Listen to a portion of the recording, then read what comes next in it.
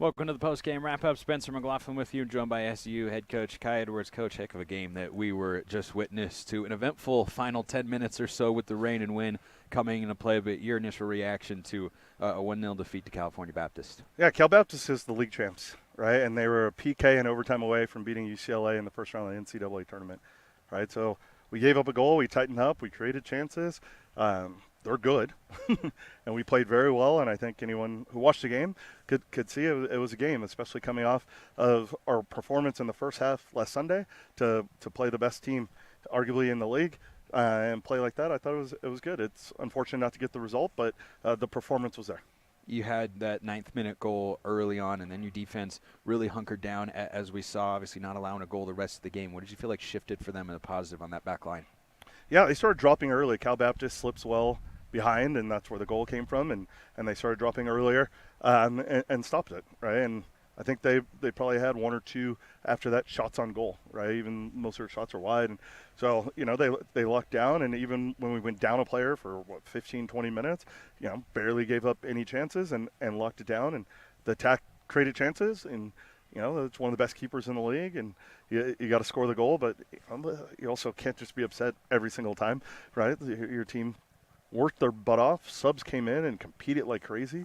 You're coming off a tough road trip, and you put in a good, humble work. Jasmine Brass in this game had a couple of really exceptional moments, particularly on the breakaway to keep it 1-0. What did you see from her today? Yeah, that was a key, right? And I think the difference between today and Sunday, we were in a similar situation on Sunday, and we give up a sloppy goal, and now we let the game get away. Where this is where, the back line and the goalkeeper need to keep it to 1-0, and they did, which always gave us a chance. Offensively, it felt like you guys were creating chances and getting the ball up top consistently from the moment the game really began. What did you feel like was missing to put the ball in the back of the net today? Yeah, it's the process, right?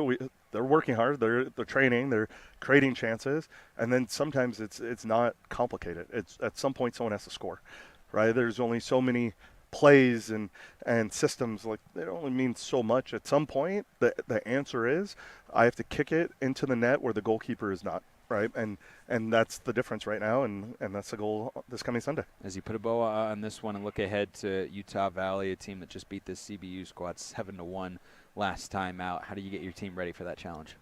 Yeah, you just stay present and play soccer, right? And that's one of the biggest difference between soccer and basketball, right? If you beat someone 90-2 in basketball, they're probably beating a bunch of teams like that, right? Where soccer, UVU has played 7-5 against every single team, but that's the past, and I think it's being present, play soccer, and enjoy your football on a Sunday. Did you guys stay dry and warm over there in the final? It started to get a little rainy, but we got nice gear from Adidas. Coach, thank you for the time as always. Go T-Birds.